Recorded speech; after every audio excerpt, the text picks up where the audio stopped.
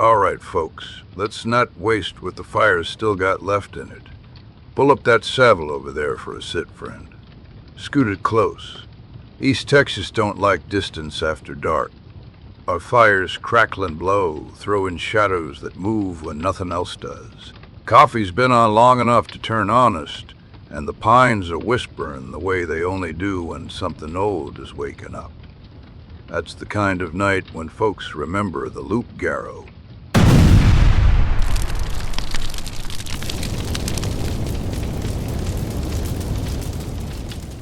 East Texas is a different breed of land. Out west, the dark stretches. Back here, it gathers. Bayous curl like snakes, trees lean in, and the ground remembers every step that's ever crossed it. Long before Texas had fences or counties, stories moved through these woods with the people.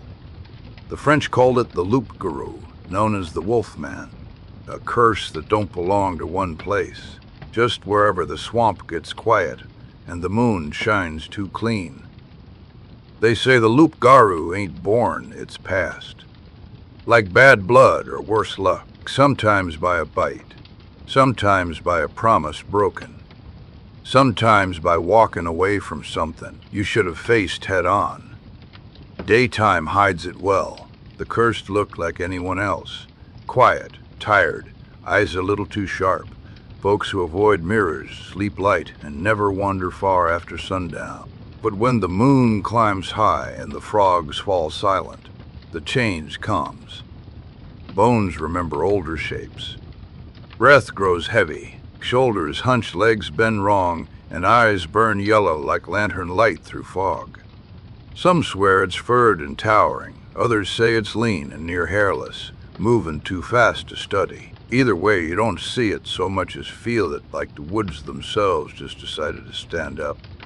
Around the small towns, people notice things without saying them. A man who calls in sick every full moon. A woman who locks her doors earlier than usual. Doves that refuse to leave the porch no matter how sweet you call. Livestock found torn but not eaten. Tracks that start human and end clawed. Deep, heavy, certain. There was a timber hand once near the Sabine River. Good worker. Quiet. Always alone.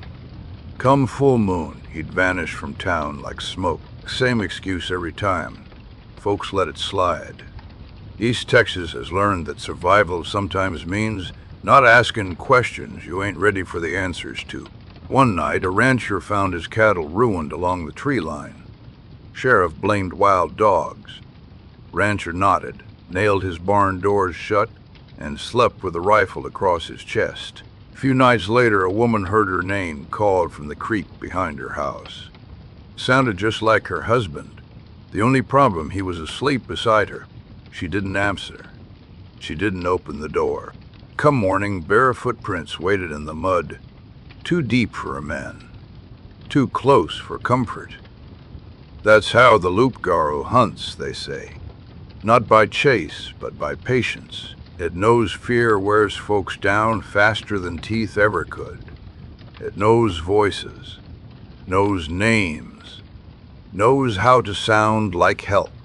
Some legends claim the curse lasts a year and a day. Others say it never leaves, it just waits. The worst part ain't the changing, though. It's the remembering. They say the Loup Garou remembers every scream, every face frozen in terror, and carries that weight back into daylight.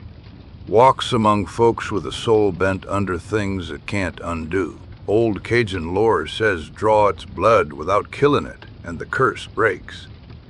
East Texas versions argue over silver, iron, prayer, or just leaving the woods alone when the moon's bright.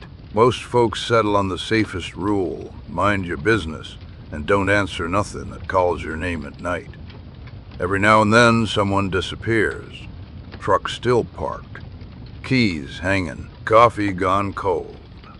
Folks say he moved on. That's East Texas mercy giving the dark a place to set down its sins. Once I heard a howl out past the pines that didn't sound angry or hungry. Sounded lonely. like something that didn't ask to be made and couldn't remember how to stop being what it was. That's the real lesson, I reckon. The Loup Garou ain't just a monster, it's a warning about anger left to rot, about secrets carried too long, about what happens when a man runs from himself instead of facing the truth in daylight. Fire's burning low now, moon's riding high, woods are listening again, and East Texas don't care much for lingering. This has been Lone Star Stories, where the dark gets a vote and legends don't knock first. I'll see you next time, where you can pull up a seat and listen close, 'cause there's always another tall Texas tale to be told under the Lone Star.